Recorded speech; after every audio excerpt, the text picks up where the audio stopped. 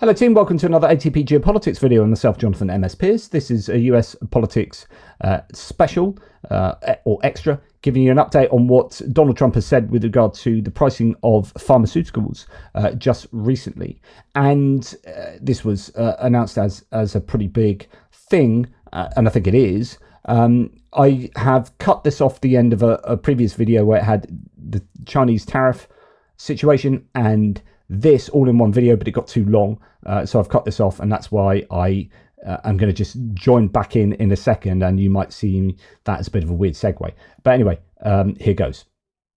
Right, the next thing we're going to talk about, so I know that was a long one, but we're just going to spend some time on the massive announcement, and I say massive announcement, Trump announced on Truth Social one night that the next post on Truth Social is going to be the most impactful post, or I forget the framing of it. He just said it was the most important thing I'm ever going to say type thing, and then announced this. So for many years, the world, says Trump, the world has wondered why prescription drugs and pharmaceuticals in the United States of America were so much higher in price than they were in any other nation. And this is all caps now, sometimes being 5 to 10 times more expensive than the same drug manufactured in the exact same laboratory or plant by the same company, ? It was always difficult to explain and very embarrassing because in fact there was no correct or rightful answer. Well, there is actually. The pharmaceutical, anyway, I won't interrupt myself. Well, I won't interrupt Trump. The pharmaceutical drug companies would say for years that it was research and development costs, and that all of these costs were and would be for no reason whatsoever borne by the suckers of America alone. Campaign contributions can do wonders, but not with me and not with the Republican Party. We are going to do the right thing, something that the Democrats have fought for many years. Therefore, I'm pleased to announce that tomorrow morning in the White House at 9 a.m, I will be signing one of the most consequential executive orders in our country's history. By the way, this is a problem because actually he can't unilaterally decide the price of drugs himself. That is price fixing, and that is the very thing that Republicans accused Democrats of being communists when they got anywhere near. And now the Republican president is doing this, and Fox News are keeping silent when they were talking about Kamala Harris's communism when she got anywhere near stuff like this. Just absolutely incredible. But there you go. Prescription drug and pharmaceutical prices will be reduced almost immediately by 30 to 80%. Like that, the only way you can do that effectively is by fear, by diktat that they have to do that. You know, and that is total price fixing. They will rise throughout the world in order to equalize and, for the first time in many years, bring fairness to America. I will be instituting a most favored nations policy whereby the United States will pay the same price as a nation who pays the lowest price anywhere in the world. Our country will finally be treated fairly, and our citizens' healthcare costs will be reduced by numbers never even thought of before. Additionally, on top of everything else, the United States will save trillions of dollars. Thank you for your attention to this matter. Make America great again. This is actually fascinating because there's elements of this where you're just like, this is insanity. And, you know, this is the absolute opposite of the free market. And there are other elements of this where actually you could make that work if you do it sensibly, not just by diktat, but so in the UK, we have an organisation called NICE. And at the moment, the pricing mechanism it uses is not perfect, right? And so they're trying to look at ways to make it better at the moment. I think it's just about to be reformed. But essentially, we have this kind of quango that, as it says here, does NICE hold the cards to drug pricing and reimbursement? So we have this organisation that sets the drug prices or helps to set the prices in the UK. It doesn't set the prices, but it demands that if the NHS is going to buy the drug, it's not going to buy it at that really high price. So it's not forcing you to sell it at this price. You then go away and you can come back and you can sell it to us at this price if you want, and we'll buy it. But we're not fixing the price, if you see what I mean. Like there is a subtle but very important difference there. As far as I understand it anyway, I'm no expert on this. And by the way, I do have personal experience of this. So when I was diagnosed with multiple sclerosis in 2019, I was diagnosed with primary progressive multiple sclerosis, and there was no drug treatment for me, which is why I went and did research and got stem cell therapy. But there was a drug that was being was being proposed to the NHS, to our National Health Service, and NICE was looking at it and saying, actually, we need more. So what they'd say is it's not just about the cost and cost effectiveness. It's about what's the quality of life it brings to the patient, what's the longevity, life expectancy, depending on what the illness is and what the treatment is, and there are all these different things, and they plug it into a calculator. There's a kind of matrix, and then they say yes or no. And for the drug that was proposed for me, for MS, they said no. And so I went and got stem cell treatment. And then over the next year, basically, the company came back and they came to an agreement where I presume that they provided more data to clearly show that actually it had X effect on patients. And I presume the price was they came back with a lower price. And this is deal making. And we have a central organization that tries to bargain on behalf of all of our national health service trusts around the UK. The US is completely different, whereas like you're all on your own. All these different hospital companies are on their own, and what happens is essentially the big pharmaceutical companies are in the power position, and they just dictate the pricing, and then they arguably profiteer off the back of that.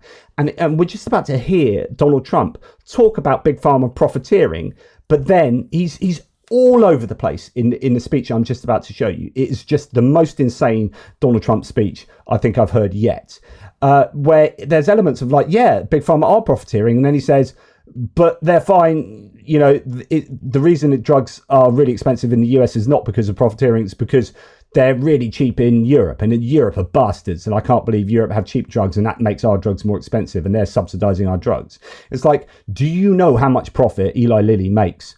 Anyway, the point is that NICE is really important and is long been thought to be on the chopping block, because in a US-UK trade deal, and I've said this many times to you before, we just had a trade deal and I was worried that they would place NICE on the chopping block for the trade deal, because they want big pharma. The big pharma in America is lobbying the government to have NICE dismantled in the trade deal so that they can sell drugs to the UK, at the prices that they want. The reason that's important is because 25% of the world structure their drug price, they benchmark their drug prices, or what they're prepared to pay for the drugs, on what NICE says. So NICE don't just bargain on behalf of the UK, they bargain on behalf of 25% of the world.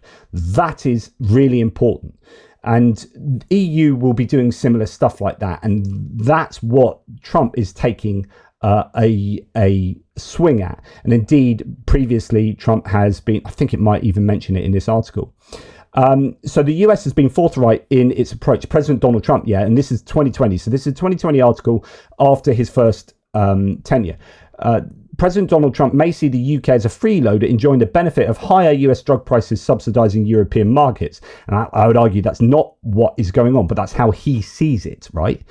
It's not that, we are driving down a lower price. America isn't. And it's up to the US. And do you know who's making money out of that? We're not subsidizing the prices in the US. The US are subsidizing Eli Lilly, for example, making exorbitant profits. Diabetes and obesity drugs fuel Eli Lilly profit in the final quarter of 2024. This is a final quarter, right? Sales of Lilly's top-selling product, the diabetes treatment Mounjaro, jumped 60% to 3.35 billion in the final quarter, so on and so forth, all these drugs. So overall, Lilly's quarterly profit swelled to 4.41 billion. So in one quarter, they're making 4.41 billion. So, you extrapolate that to the year. Okay, it's gone up, but there could be like $16 billion of profit in a single year. So it's not like we are screwing over the US and the US is paying more for drugs and we're paying less. And actually that allows the pricing to be as it is. No. The drug companies are making stupendous profits, and actually the US could afford to pay far less for their drugs and they would still make stupendous profits, right? Hugely so. But there you go. That's that. So just a little bit on NICE. US drug prices subsidising European markets. That's what Trump thinks. For instance, the recent furore over Orkambi led to NICE rejecting a 40% discount on the price paid by the US. President Trump is said to be actively taking advice on how the NHS can pay more for the US medicines. This was 4 years ago, and this is exactly what you're just going to hear him say. And NICE's price cap, usually beyond the reach of political interference, has been identified as a key target for US negotiators. However, as long as negotiators focus on the inflexibility of NICE's cost-effectiveness threshold, the threat to the NHS budget in a future trade deal is minimised.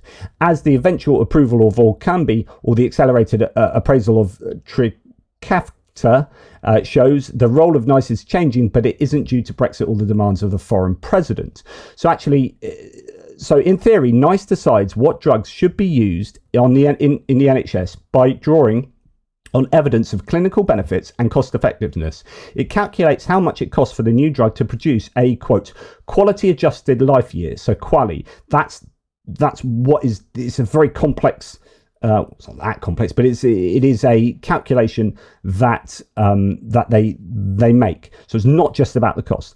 Or an extra year of quality good life. If a new drug improves outcomes but is more expensive than the current standard of care, NICE calculates the increase in health and divides this by the increase in cost to determine an incremental cost effectiveness ratio, ICER. NICE's thresholds for acceptable ICERs are between £20,000 to £30,000, commonly known as its threshold range. To put this into context, prior to final negotiations with the NHS in England, the ICER for Orkambi ranged between £218,000 and £349,000 per QALY gained. In other words, the drug that's being used as an example here would have given, you would be paying maybe £300,000 for an extra quality adjusted life year, and they're looking for £20,000 to £30,000, and that's like 10 times the cost, and so therefore it's seen as not an effective drug, far too expensive, and you need to go away and come back with, you know, a different approach. So, okay, the other thing I want to tell you about just before we listen to Donald Trump go off on one with insanity is that the United States has supposedly it's got a private healthcare system, right? An insurance-based system. The UK doesn't. We do have health insurance you can take out on the side, but we have a universal healthcare system.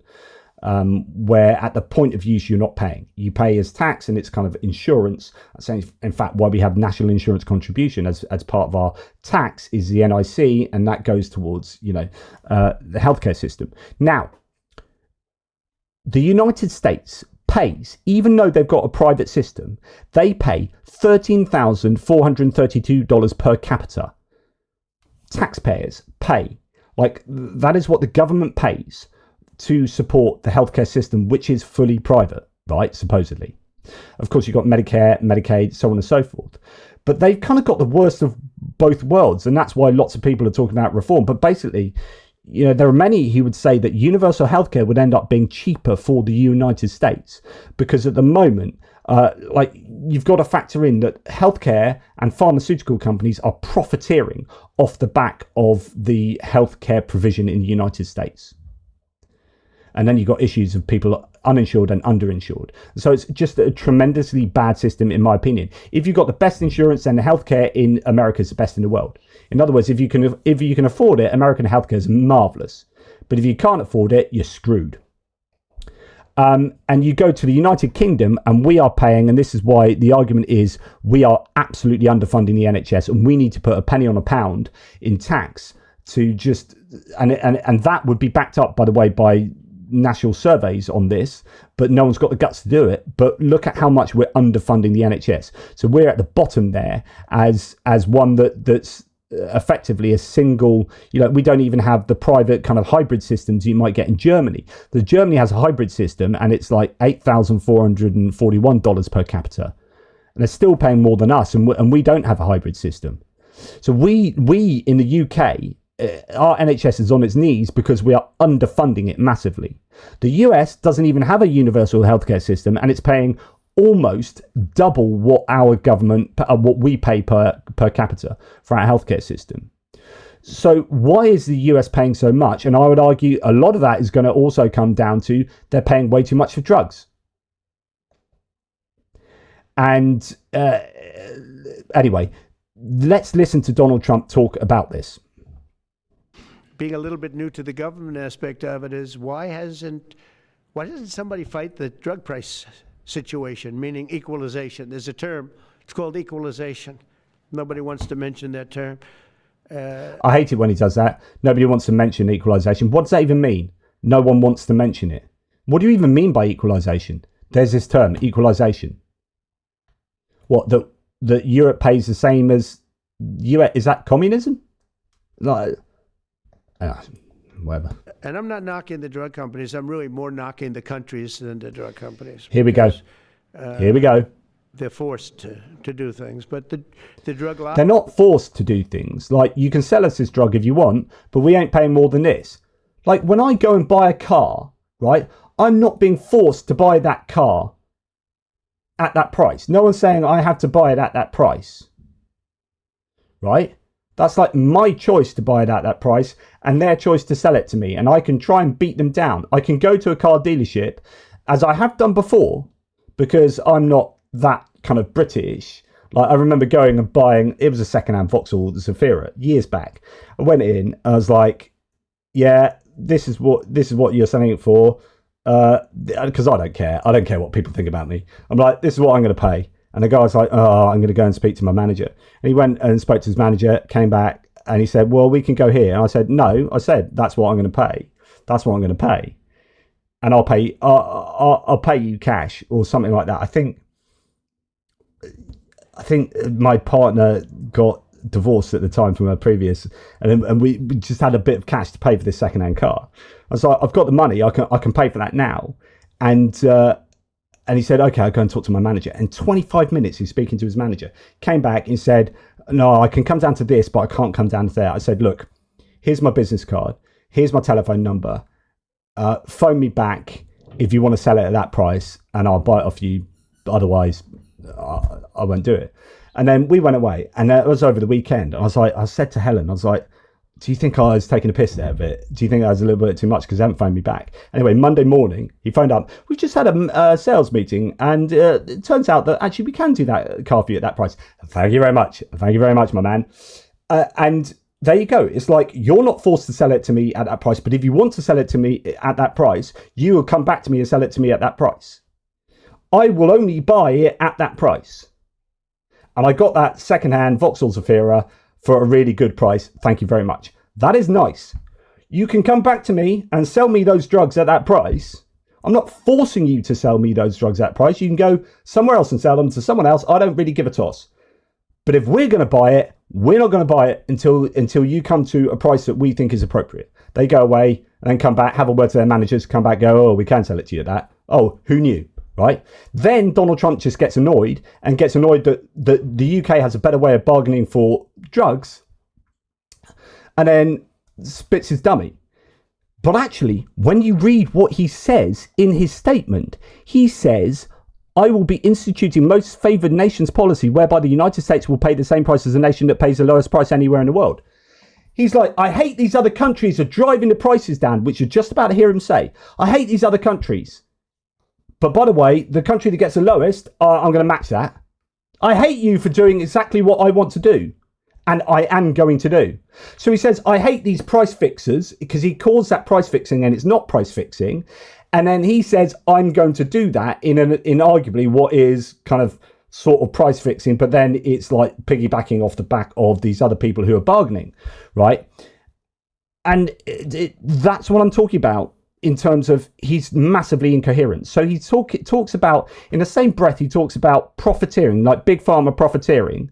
And it says, actually, it's these other countries that really, I'm not really having a go at big pharma because he knows that they line his pocket, right? So I'm not really going to have a go at big pharma. It's these other countries.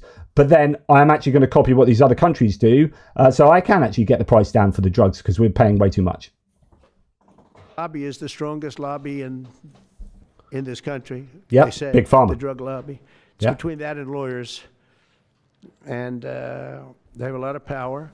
But starting today, the United States will no longer subsidize the health care of foreign countries, which is what we were doing. We're subsidizing others' health care. Countries where they paid a small fraction of what for the same drug that what we pay many, many times more for, and will no longer tolerate profiteering and price gouging from Big Pharma. But again, it was really the countries that forced Big Pharma to do things that, frankly, I'm not sure they really felt comfortable doing. But they've gotten away with it, these countries. European Union has been brutal, brutal.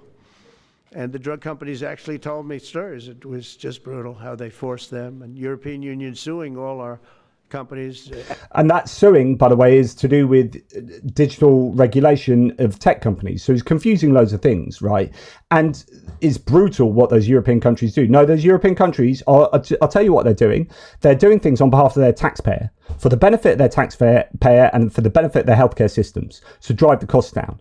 It is not brutal. It is what they should be doing. And it is what you should be doing. And he goes on in a second to talk about how Biden was bad at, like, he was working for the drug companies, basically, blah, blah, blah. Biden cut the cost of a load of drugs. You remember very famously, insulin coming down in price. US strikes a deal to cut the cost of 10 drugs for Medicare users. That was Biden. And then you had this, which is pretty controversial. So Biden reduces the cost of a bunch of drugs, and then Trump reverses some of the drug pricing initiatives, potentially impacting Medicare costs. So Trump comes in, reverses the lowering of these prices, and then has the gall to say sometime later, oh, it's all Europeans and I'm bringing prices down and look at me. No, that's not what you did before when you reversed Biden's initiatives. This is like, it's disgusting. What this man does is almost invariably disgusting. Apple, Google, Meta, they're suing all of our companies. They end up, they have judges that are European Union centric, and they get rewarded 15 billion, 17 billion, 20 billion, and they use that to run their operation. Not going to happen any longer, that I can tell you. Yes, it is. I'm not in the EU, but they have like digital regulation to stop big companies using people's data nefariously to stop them breaking the law and stopping them acting irresponsibly. It's absolutely right the EU should do that and sue the companies when they break those regulations. You should be doing that in the US as well, because at the moment, Elon Musk has walked himself into the middle of the American government and is helping himself to everyone's data, and you are allowing him to do so. So don't go lecturing us in Europe on when American companies fall foul of regulation. And by the way, it's nothing to do with the topic that you're talking about, which is the cost of prescription drugs. So what's been happening is we've been subsidizing other countries throughout the world, not just in Europe, throughout the world. European Union was the most difficult from what I understand. I mean, I'll tell you a story. A friend of mine who's a businessman, very, very, this is insane. Very top guy. Most of you would have heard of him. A highly neurotic, brilliant businessman, seriously overweight, and he takes the fat shot drug. Right. Here's a word of advice. Don't be a friend of Donald Trump. He's going to come out and say, I've got a really good friend, businessman friend of mine. He's fat and neurotic. Anyway, I'm going to tell you a story about how this fat and neurotic guy does X, Y, and Z. I was like, oh, thanks for that, mate. And he called me up and he said, President, he calls me, he used to call me Donald, now he calls me President, so that's nice respect. But he's a rough guy, smart guy. Shut up. Very successful, very rich. I wouldn't even know how we would know this, but because he's got comments. President, could I ask you a question? What? He just can't stop himself, this man, just talking absolute nonsense. He's like some drunk bloke at the bar, just wittering on and just like, he's really, really rich. And we don't need to know how rich he is. I don't know how we would know he's that rich. We don't need to know that you don't know that how he's rich. Yeah, and no one cares. Shut up. Honestly, if Joe Biden was speaking like this, you'd be accusing him of having dementia. But you get away with anything and everything. I'm in London, and I just paid for this damn fat drug I take. I said, it's not working. He said, Ouch. I just paid $88. And in New York, I pay $1,300. What the hell is going on? The American pharmaceutical companies are profiteering. He said, so I You said it yourself. And it's the same box, made in the same plant, by the same company. It's the identical pill that I buy in New York. And here I'm paying $88 in London. In New York, I'm paying $1,300. Now, this is a great businessman, but he's not familiar with this crazy situation that we have. But he was stunned. But it was just one of those stories. And I brought it up with the drug companies, represented by somebody who's very, very smart, good person, too. And we argued about it for about half hour. And then finally he just said, because they can't justify it, he just said, look, you got me. You got me. I can no longer they've been justifying this crap for years. They said, oh, it's research and development. Well, I said, well, research and development, other countries should pay research and development too. It's for their benefit. It was just one of those things. And the other countries would set a price, and they'd meet the price, and they'd say, if you don't meet the price, you can't sell it in our country. I said, well, then you walk away, and they'll call you back, and they'll sell it in the country. But now they'll have to do that. So for the first time in many years, we'll slash the cost of prescription. What I want to alert you to here is like the incoherence of everything he says in general, but like of who he's blaming. So he has talked about profiteering of the drug companies. Now he's talking about how it's unfair that Europe is subsidizing America, except we know that's a load of rubbish. From like when you're talking about drugs like insulin, I mean that is there's not much R&D needs to be put into that anymore. That's been and gone. It's been factored in, and you don't need to charge what the Americans charge. That is profiteering, right? So no, I utterly disagree with what he is saying, but he goes all over the place by blaming first the drug companies, then foreign nations. But also just the way he's speaking and the absolute nonsense that he dribbles. And then you're going to see that in a second. So keep an eye on 80, 90%, even more. It's just incredible. Prescription drugs, and we will bring fairness to America. Drug prices will come down by much more, really, if you think 59. If you think of a drug that is sometimes 10 times more expensive, it's much more than the 59%. It depends on the way you want to analyze it, but in one way you could analyze it that way. But between 59 and 80, and I guess even 90%. So when I worked so hard in the first term, and if I got prices down, remember I was the only one to ever get prices down for a full year. But I'd get them down like 2%, and I thought it was like a big deal. Well, we're getting them down 60, 70, 80, 90%. But actually more than that, if you think about it in the way mathematically. And Pharma has to say, we're sorry, but we'll not be able to do this any longer to these countries that have been so tough. They've been very tough, nasty. It's true. Go back and listen to that whole section again. It is just nuts. There's sort of a thread there. You can kind of understand, if you put your mind to it, what he's trying to say, but it's just absolute drivel, really. And then he's just going to go and attack European countries again. Trade. It's trade. And pharma is also very powerful. And the Democrats have protected pharma. This is the Democrats have protected pharma. These are the Democrats. And by the way... So then we're going back to attacking pharma. So he starts off by saying big pharma profiteer, and then says, no, it's European countries that are being nasty by working on behalf of their electorate and getting prices down for their taxpayers. That's apparently really nasty, because our poor drugs companies can't make even more profit than what they're already making. And then he goes on to say, no, big pharma, which he's already said, by the way, they have the biggest lobbying in the country. So he's already acknowledged that. And now he's saying actually big pharma are bad, and we know they're bad because the Democrats are on their side, without recognising the Democrats worked really hard to get the pricing down, which he then reversed. I just called the Speaker of the House, and I just called the To say I love leader, you? Oh no. our leader in the Senate, John Thune, and Mike Johnson. Spoke to both of them. I said, when you score, you're going to have to score two things. You're going to have to, number one, score that hundreds of billions of dollars of tariff money is coming in.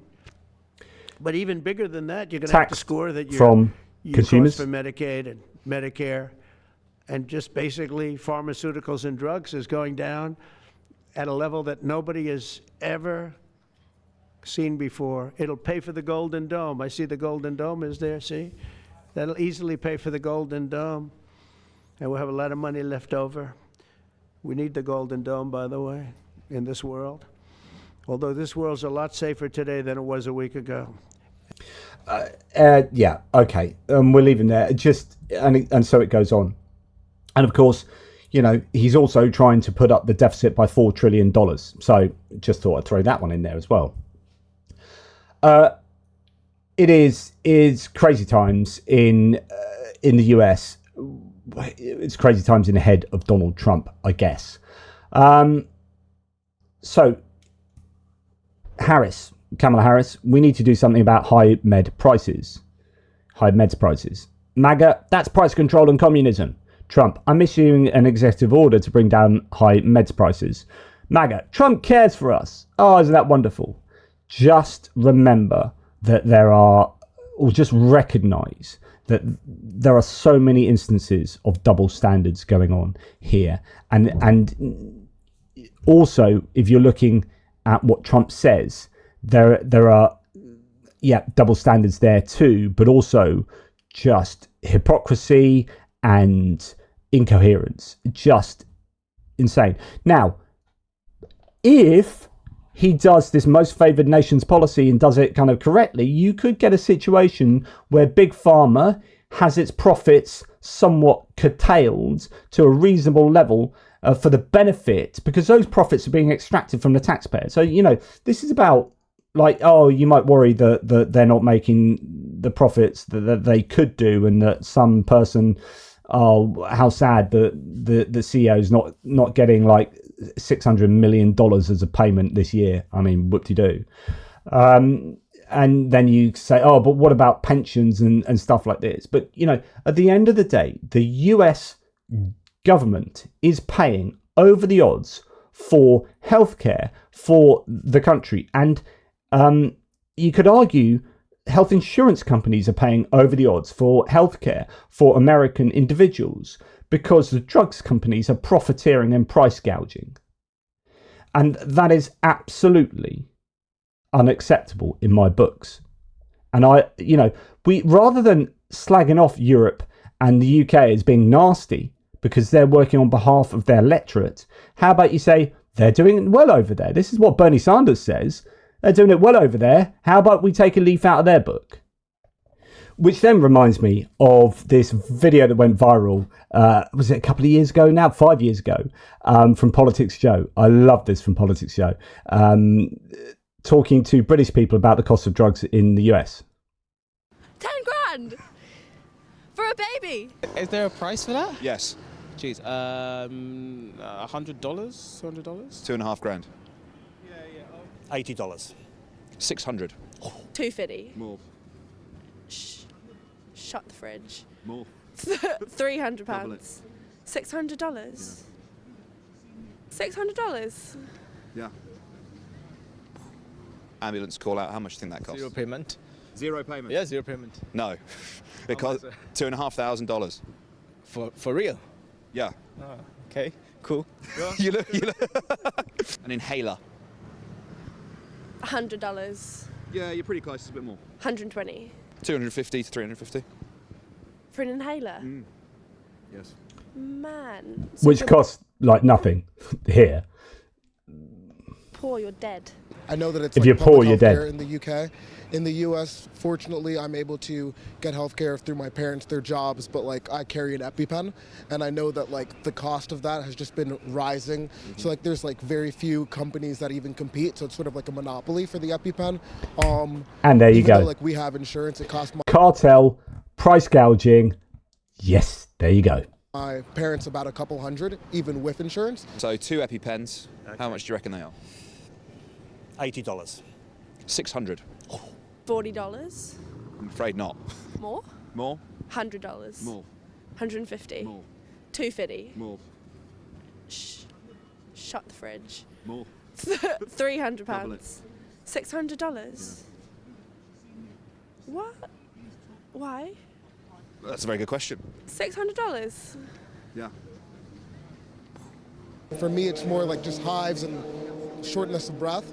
So it wouldn't be like an immediate death situation, but like, so I've been fortunate I've not had to use it, but it's something like keep on me. Like I have my backpack right now, I have it on me. Cost of childbirth. Jesus.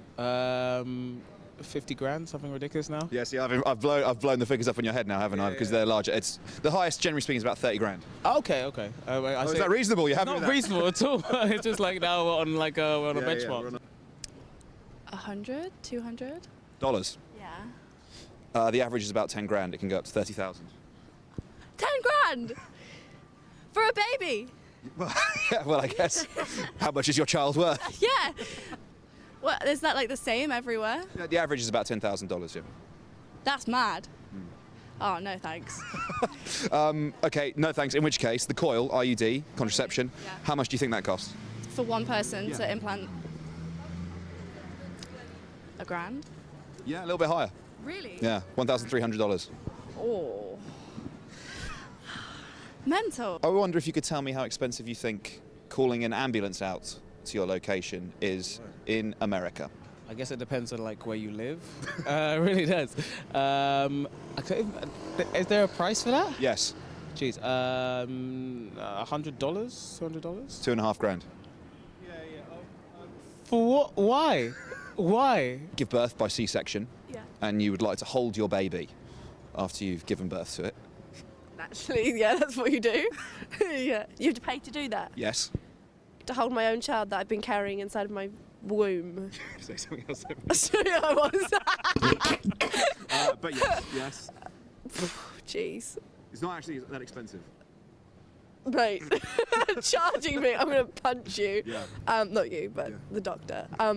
Like $100. $40 $40. for skin-on-skin contact. What do you think of the NHS? Literally the gift that keeps on giving. Literally. And, you know, so on and so forth. But you get the point. So, you know, we are amazed at the price that's being charged here by drugs companies to Americans in one way or another. And I'm sure, you know, behind the scenes things are more expensive. We have a prescription charge that at the moment in the UK, in England now is about £9 something. So if I get a prescription, that's what I have to pay, no matter what the drug is. But you know, the NHS might be paying more for that, but they are still driving the price down as low as they possibly can because they're bargaining and negotiating on behalf of the electorate. And you don't have that equivalent in the US. And the US or Trump wants to punish us and is blaming us for that desire to be as cost effective as possible. It is just incredible. So I applaud Trump for trying to drive the prices down. And it's so weird to blame us and then piggyback on us for that. But if he succeeds in getting the prices down, then that will be a good thing. And it might, unfortunately, drive the prices. It'd be a good thing for Americans. It might actually end up driving the prices up in Europe and the UK because they would still, those drug companies want to make the sizes of profits that they presently are, which I think are outrageous, but they're going to be like, we're used to making these profits, so to keep making these profits, then we're going to have to push the prices up in the UK and in Europe and in the places that benchmark off NICE. But hopefully we can hold strong and hold those prices down. But anyway, there you go. That's my analysis on what's gone on with regard to what Trump has said concerning the pharmaceutical prices and his speech then. I mean, that was just a small excerpt of just the insanity of that whole speech at the press conference. And yeah, it blows my mind that people have voted that guy in, but there you go. Anyway, thanks so much for watching. Take care and speak to you soon. I'll be interested in your opinion on this matter.